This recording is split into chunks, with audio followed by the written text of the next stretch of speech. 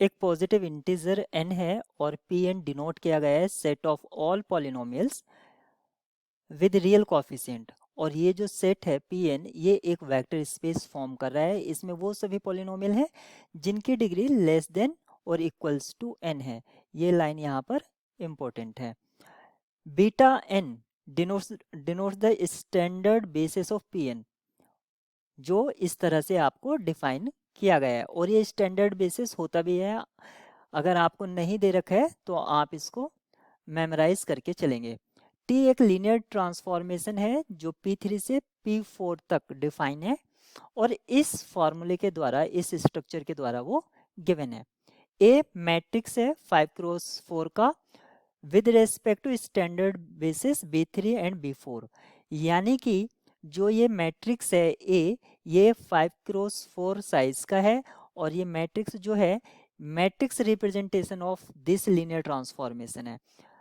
अब किसी भी लीनियर ट्रांसफॉर्मेशन का मैट्रिक्स रिप्रेजेंटेशन निकालते कैसे हैं? तो सबसे पहले जो आपका डोमेन है, डोमेन के लिए बेसिस और कोडोमेन के लिए बेसिस। तो जो डोमेन बेसिस है वो क्या हो जाएगा, 1x x square x cube. ये डोमेन के लिए बेसिस होगा क्योंकि आपका जो डोमेन है वो क्या है P3, और जो कोडोमेन है वो आपका P4 है। इसके लिए बेसिस क्या होगा, 1x x square x cube और x की पावर 4। देखिए 1 जो है वो आपके कांस्टेंट टर्म को जनरेट करेगा, ये लीनियर, ये क्वाड्रेटिक पॉलिनोमियल जनरेट करने में हेल्प करेगा, ये क्यूबिक, और ये आपको 4 डिग्री पॉलिनोमियल का जनरेट करने में हेल्प करेगा। अब आपको ये जो डोमेन बेसिस है, डोमेन का जो बेसिस है उसको आप इनपुट कंसीडर करेंगे, इनपुट कंसीडर करेंगे और इसकी एक आउटपुट आएगी जब आप इस पर टी अप्लाई कराएंगे। आउटपुट जो होगा उसको आपको लीनियर कॉम्बिनेशन में लिखना है of this codomain basis, codomain basis. ये आपने पहले भी इस तरह के प्रॉब्लम्स कर रखे हैं, मैं यहाँ पर करके नहीं दिखा रहा हूँ कि किस तरह से हम जो डोमेन बेसिस है उसको कोडोमेन के लीनियर कॉम्बिनेशन में लिखते हैं। इस तरह से जो हमें मैट्रिक्स ऑब्टेन्ड होगा और जो कोफिशिएंट्स होंगे कोडोमेन जब लीनियर कॉम्बिनेशन में लिख रहे हैं उसको आप कॉलम वाइज लिख लीजिए।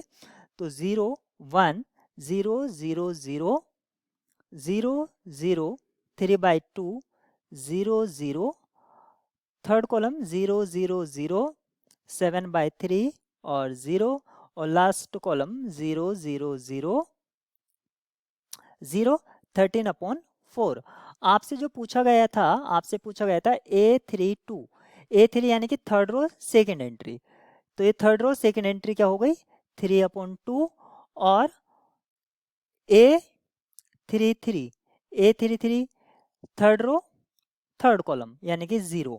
इस तरह से अगर आप देखते हैं तो ये आपको दे रखा है ऑप्शन बी में, तो यहाँ पर आपका ऑप्शन बी इस प्रॉब्लम के लिए राइट की होगा।